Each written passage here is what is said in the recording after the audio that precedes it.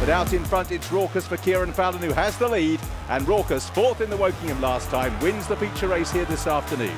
It's gone really well. It's gone better than expected, obviously. You know, we were just going to look to build on a few contacts and learn how to ride a few of the tracks, and you know, we took off with it with a great month, and it's kind of building on that, and hopefully, you know, it can continue for the rest of the season and on to next year. Inside the final half furlong they go, and on the near side it's Oxted who's beginning to get up, and Oxted has denied a moment of madness with Show Stealer back in third. Nothing seems to faze him. He's rode a couple of nice big winners this year. He's got a good yard behind him. Rides a lot of nice, good horses working. You know, it all helps. You've come a huge way in a short space of time. You didn't sit on a horse, did you, until, what is it, a year ago? Yeah, just about 2 years ago. No, look, I've got a lot of people to thank there. You know, the British Racing School, you know, my two jockey coaches and Mr. Haggis, they've all looked after me really well and brought me to a stage where I am now, and they've looked after me, kept me on nice quiet horses when I first started, built it up, put me on a few pieces of work, and, you know, building me up that way. So, you know, I've got a lot of people to thank for that. It's all happened very quickly for him. That's why William Haggis didn't really want to, you know, push him this year. He thought another year in his back it'll make him, but he's done it really all himself.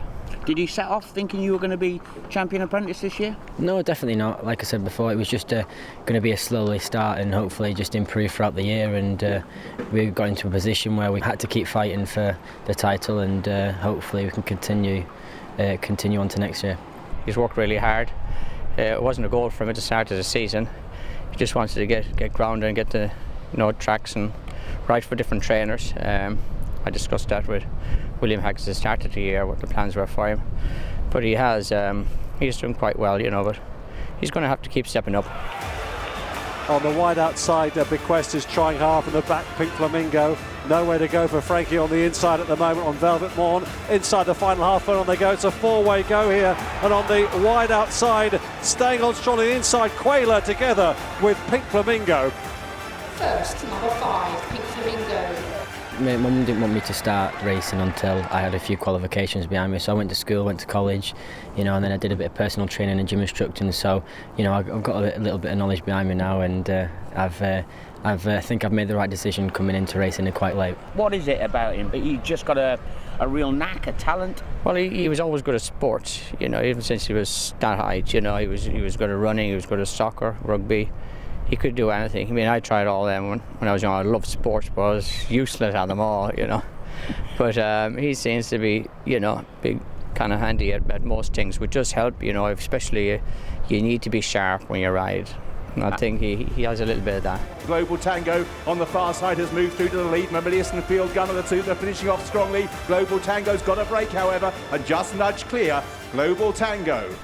You learn every day, you know, and I think the more rides I get, the more experience I get, and hopefully I can learn that way and improve my riding in that way. And I've got a lot of people around me to help me if I'm doing anything wrong. They can push me in the right direction, and I've had a lot of help, and that's one of the main reasons why I've improved. He's got a great competitive edge, hasn't he? Yeah, oh yes, he's so competitive, and even with his form, his dedication, you know what I mean, I drop him off at the yard like probably a half an hour before he's supposed to even start work, you know. Little things like that all count, you know. But it's Harry Hurricane on the near side as they race up towards the line. Harry Hurricane near side. Well, his plan is to go to America. He's going to Christophe Clement, probably one of the best trainers in America. He's got a lot of good horses. His son is his assistant, which is friendly with Cieren as well, so it all should work well. Easy to forget, this is a boy who had no thoughts of becoming a jockey whatsoever. You learn so much out there. Simple things like horses switching leads, timing. You do it all over there. My dad always said that's the best thing for you is to go to America, and Miss Haggis thinks that's a great idea for me, having sent me to Australia last year. So, you know, it's all improving me as a rider and as a person as well, meeting new people. But it's Kailaki's Tail holding Society Guest in the closing stages. Kailaki's Tail beats Society Guest by a length. Plans for next year, I think, you know, I think it'll just be building on this season. You know, I'll have my £3 claim to start off with the season, hopefully ride that out, and hopefully have a few rides in the bigger races. That'd be a real nice surprise for me next year.